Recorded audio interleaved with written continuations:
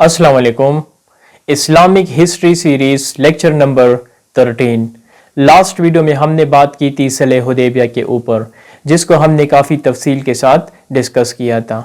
मैंने आप सबके सामने वो मुआहिदा भी रखा था और उस मुआहिदे के अंदर जो 4 शिकें थी, जो 4 क्लासेस थी जिन पर मक्का वाले और मुसलमान एग्री हुए थे, तो हमने उनको भी काफ़ी डिटेल के साथ देखा था।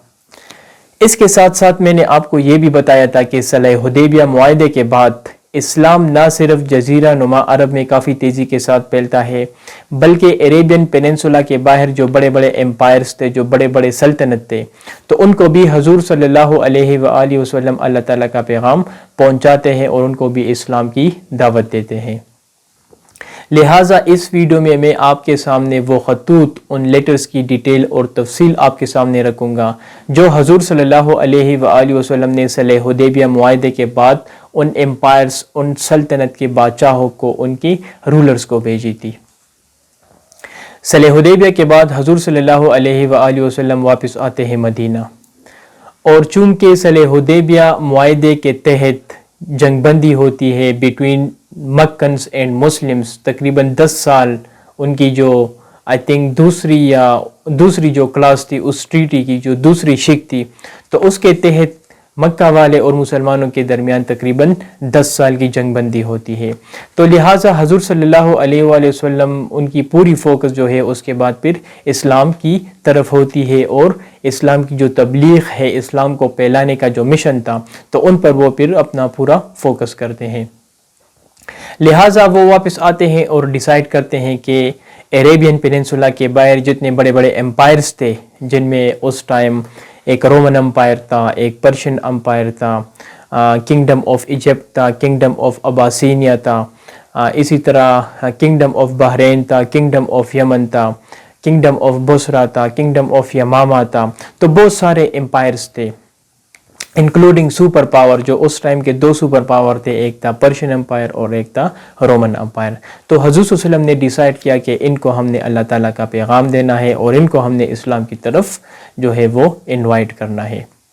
लिहाजा इस सिलसिले में पहला काम हुजूर सल्लल्लाहु अलैहि वसल्लम ये करते हैं कि वो अपने लिए एक मोहर बनाते हैं, सिल्वर सील वो बनाते हैं, और उस मोहर पर वो लिखते हैं मोहम्मद अल्लाह रसूल। अब ये मोहर वो इसीलिए बनाते हैं क्योंकि जो लेटर्स वो लिखते हैं उन बादशाहों को, उन रूलर्स को, तो उन लेटर्स की एथेंटिसिटी के लिए वो मोहर वो प्रिपेयर करते हैं, और हर लेटर के आखिर में वो मोहर आपको मिलेगा। वो तो हमारे पास अवेलेबल नहीं है, लेकिन उनके कुछ चीज़ें, स्क्रिप्ट्स हमारे पास मौजूद हैं। तो लिहाजा आपने देखा होगा कि जितने भी लेटर्स हुजूर सल्लल्लाहु अलैहि वसल्लम ने लोगों को भेजी थी, तो उनके आखिर में वो सील आपको मिलेगा, वो मोहर आपको मिलेगा, जिन पर लिखा होता है अल्लाह मोहम्मद रसूल।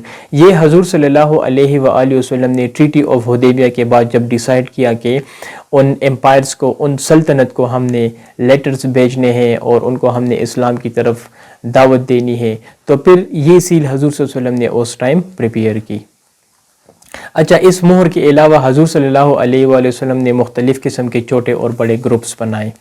अब इन ग्रुप्स को इसीलिए बनाए क्योंकि मुख्तलिफ़ किस्म के जो सल्तनत थे उस टाइम, तो उनकी तरफ उन्होंने डेलीगेशन और इन्वेज भेजनी थी। लिहाजा जिस सल्तनत की तरफ उन्होंने किसी को भेजना था, तो उस एरिया का नॉलेज और उसकी जियोग्राफी, ये चीज़ें नॉलेज जो था, जिसको उस एरिया के बारे में नॉलेज था, तो उन लोगों का उन्होंने उनकी सिलेक्शन की और उनको ये रिस्पॉन्सिबिलिटी उन्होंने सौंपी।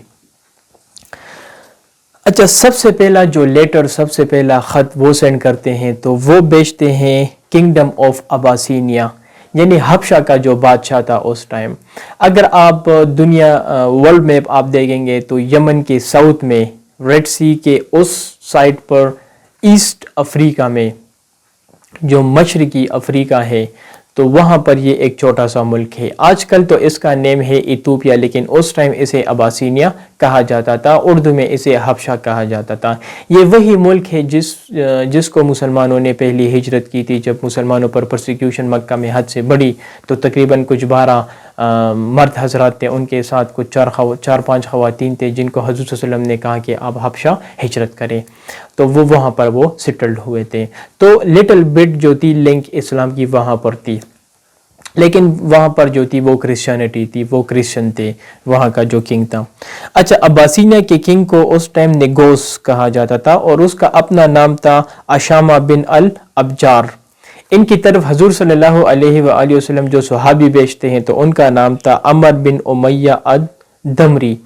یہ حضور صلی اللہ علیہ وسلم کا پیغام ان کو کمیونیکیٹ کرتے ہیں اور ان کے پاس جاتے ہیں اور ان سے حضور صلی اللہ علیہ وسلم کا جو لیٹر تھا وہ ان کو دیتے ہیں، جس لیٹر میں حضور صلی اللہ علیہ وسلم نے ان کو فرمایا تھا کہ میں آپ کے لیے اللہ تعالیٰ کا پیغام لے آیا ہوں اور آپ وحدانیت پر یقین کریں، آپ اسلام کو ایکسیپٹ کریں، کیونکہ یہی ایک مذہب ہے دنیا میں اور صحیح مذہب جو ہے وہ اسلام ہے. لہٰذا آپ اللہ پر یقین لائیں، آپ مجھے اپنا پیغمبر ایکسیپٹ کریں، میں آپ کے لیے اللہ تعالیٰ کا پیغام لے آیا ہوں وغیرہ وغیرہ. یہ جو فنڈامنٹل جو بیسک چیزیں ہوتی ہیں اسلام کی، تو وہ حضرت صلی اللہ علیہ وسلم نے ان کو دعوت دی. اور اسی طرح حضرت صلی اللہ علیہ وسلم نے کہا کہ اگر آپ میرے اس پیغام کو ریجیکٹ کریں گے تو آپ جن لوگوں پر رول کر رہے ہیں، تو اس پیغام کے بعد اگر آپ اسلام کو ایکسیپٹ نہیں کریں گے تو اس کے بعد جو لوگ غلطی وغیرہ کریں گے یا گناہ وغیرہ کریں گے تو ان سب کی رسپانسبلٹی آپ کے اوپر پھر ہوگی. لہٰذا آپ کے لیے بہتر یہ ہوگا کہ آپ اسلام ایکسیپٹ کریں. تو وہ جو ہے وہ اسلام ایکسیپٹ کرتے ہیں اور وہ ان پر ایمان لاتے ہیں. دوسرا لیٹر حضور صلی اللہ علیہ وآلہ وسلم جو بھیجتے ہیں تو وہ ایجپٹ، مصر کے بادشاہ کی طرف وہ بھیجتے ہیں. اچھا، اس کا نام تھا جوراج بن متہ. وہ ایجپٹ اور الیگزینڈریا وہاں پر ایک اور جگہ تھی، وہاں کا وہ بادشاہ تھا. جس صحابی کو حضور صلی اللہ علیہ وسلم ان کی طرف بھیجتے ہیں، جو ان کا میسج کمیونیکیٹ کرتے ہیں، تو ان کا نام تھا حتیب بن ابی بطہ. یہ ان کا نیم تھا. اور وہ بھی اس قسم کا پیغام ان کو دیتے ہیں جو لیٹر حضور صلی اللہ علیہ وسلم نے دیا تھا، تو وہ ان کے سامنے جاتے ہیں اور اس کو پڑھتے ہیں.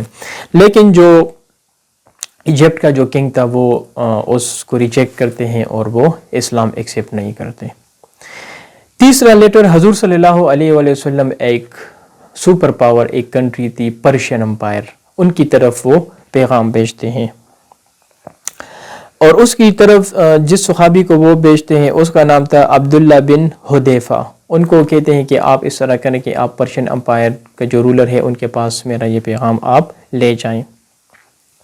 جب وہ حضور صلی اللہ علیہ وسلم کا پیغام ان کے پاس لے جاتے ہیں، جن کا نام تھا خسرو پرویز، تو خسرو پرویز جب حضور صلی اللہ علیہ وسلم کا پیغام پڑھتے ہیں تو وہ کافی غصے میں آ جاتے ہیں اور وہ کہتے ہیں کہ یہ کون ہے؟ مطلب میں ایک سپر پاور ہوں، ایک پاورفل آدمی یہاں پر بیٹا ہوں، اور یہ مطلب نہ ان کی کوئی حیثیت ہے، عرب کے لوگ ہیں، میں جانتا ہوں ان سب کو، اور یہ مجھے للکار رہا ہے کہ آپ میرا پیغام کو ایکسیپٹ کریں. لہٰذا یمن کے اندر جو ان کے انڈر تھا، ان کے گورنر کو وہ پیغام بھیجتے ہیں کہ آپ فوراً کچھ آدمی کو مدینہ روانہ کر دو، ڈسپیچ کر دو، اور وہاں پر جو محمد تھے، جو خود کو محمد کہہ رہا ہے، جو خود کو پیغمبر کہہ رہا ہے، تو اس کو فوراً اریسٹ کرو اور میرے سامنے اس کو پیش کرو، پریزنٹ کرو. لہٰذا یمن کے گورنر کچھ لوگوں کو حضور صلی اللہ علیہ وسلم کے پاس بھیجتے ہیں. جب وہ لوگ حضور صلی اللہ علیہ وسلم کے پاس جاتے ہیں تو حضور صلی اللہ علیہ وسلم ان سے فرماتے ہیں کہ پہلے جائیں آپ ذرا مطلب آپ کا جو کنگ ہے پرشیا کا خسرو پرویز، وہ وفات پا چکا ہے. لہٰذا وہ یمن آتے ہیں، اپنے گورنر کو کہتے ہیں کہ ہم تو ان کے پاس گئے اور انہوں نے ہمیں کہا کہ خسرو پرویز جو ہے وہ وفات پا چکے ہیں. لہٰذا جب یمن کے گورنر جب پرشیا کچھ لوگوں کو بھیجتے ہیں کہ آپ جائیں، جو نیوز اس پیغمبر نے ہمیں دی ہے تو وہ ٹھیک ہے یا غلط ہے. لہٰذا حضور صلی اللہ علیہ وسلم کی جو نیوز تھی وہ بالکل ٹھیک ہی. تو اس کے بعد یمن کے گورنر ان پر ایمان لاتے ہیں اور اسلام ایکسیپٹ کرتے ہیں. اور جو خسرو پرویز تھا تو ان کو قتل ان کے بیٹے نے کیا تھا. تو اسی وجہ سے وہ اسلام تو ایکسیپٹ نہیں کرتے، لیکن پھر وہ اس دنیا سے چلا جاتا ہے. اور ہوتا یہ ہے کہ یمن کا جو گورنر تھا تو وہ حضور صلی اللہ علیہ وسلم پر ایمان لاتے ہیں. چوتھا لیٹر حضور صلی اللہ علیہ وسلم ایک اور سپر پاور تھا جس کا نام تھا رومن امپائر، جسے بائزنٹائن امپائر کہا جاتا ہے. اور وہاں جو کنگ تھا اس کا نام تھا ہیریکلیس. ان کے پاس حضور صلی اللہ علیہ وسلم اپنا پیغام بھیجتے ہیں، ایک لیٹر بھیجتے ہیں. ایک صحابی تھا، اس کا نام تھا دہیہ بن خلیفہ.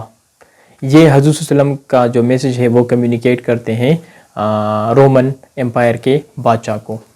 اب رومن امپائر کے بادشاہ ابو سفیان کو بلاتے ہیں. ابو سفیان کو اس لیے بلاتے ہیں کیونکہ ابو سفیان ان کی زمین جائیداد کچھ وہاں پر تھی سیریا میں، سیریا ان کے انڈر تھی، تو ابو سفیان کو وہ جانتے تھے، تو لہٰذا اس نے کہا کہ ابو سفیان کو بلاؤ، میں اس سے کچھ کویسچن وغیرہ کرنا چاہتا ہوں. وہ ابو سفیان کو بلاتے ہیں اور اسے حضور صلی اللہ علیہ وسلم کے بارے میں کچھ سوالات وغیرہ کرتے ہیں، اور جن کے بعد وہ کافی امپریس ہوتے ہیں. لہٰذا ہیرکلیس جو ہوتا ہے رومن امپائر کا بادشاہ، وہ اسلام ایکسیپٹ تو نہیں کرتا، لیکن وہ حضور صلی اللہ علیہ وسلم کا جو انوے ہے وہ ان کو کچھ تحفے وغیرہ بھی دیتے ہیں، اور کافی مطلب خوش کرتے ہیں ان کو، اور ان کو کافی عزت کے ساتھ رخصت کرتے ہیں. 5واں لیٹر حضور صلی اللہ علیہ وآلہ وسلم نے گورنر آف بحرین کی طرف بھیجا. ان کی طرف جس کو بھیجا اس کا نام تھا اللہ بن حضرامی. اس صحابی نے حضور صلی اللہ علیہ وسلم کا جو لیٹر تھا وہ اس کو کمیونیکیٹ کیا، اور اس نے جو ہے وہ اس نے حضور صلی اللہ علیہ وسلم سے ایک ڈیمانڈ کی.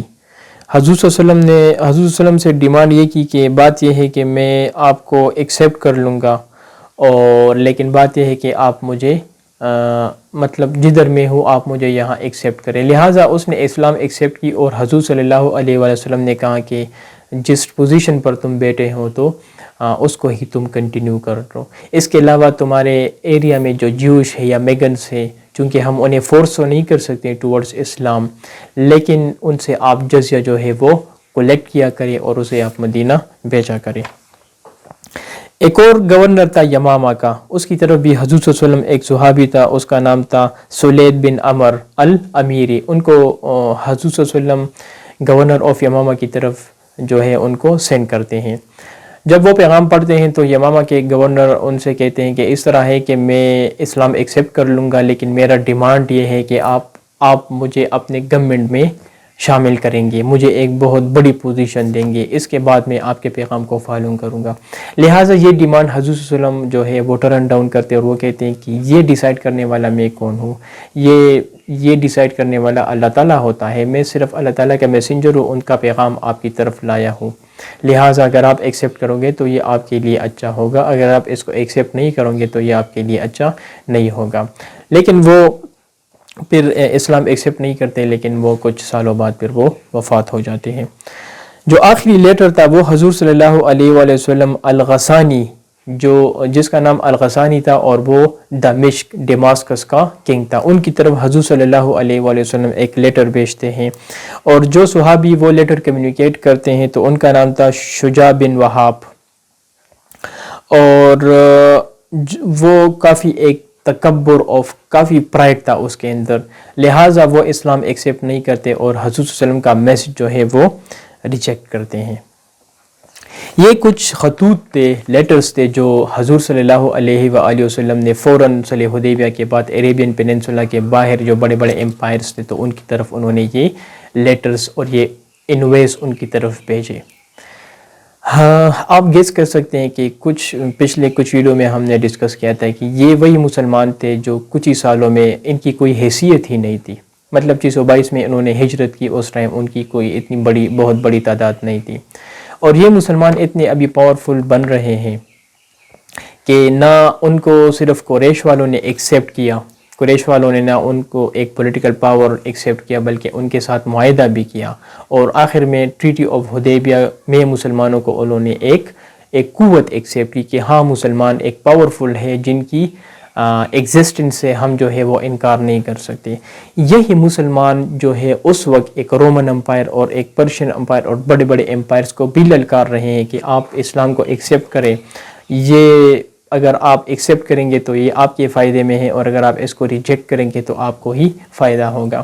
لہٰذا اس سے آپ یہ اندازہ لگا سکتے ہیں کہ اسلام جو ان کے اندر ایمان تھا، جو لا الہ الا اللہ ہے، تو اس کلمے نے ان کے سارے خوف وغیرہ دور کر دیے تھے مکمل طور پر، اور وہ صرف اللہ کو ہی ذات سمجھتے تھے، باقی کسی کو کچھ بھی نہیں سمجھتے تھے.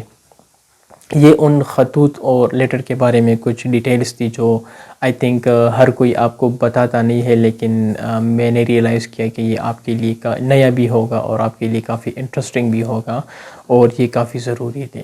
انشاءاللہ نیکسٹ ویڈیو میں ہم یہاں سے کنٹینیو کریں گے. Till then take care of yourself. Thank you very much.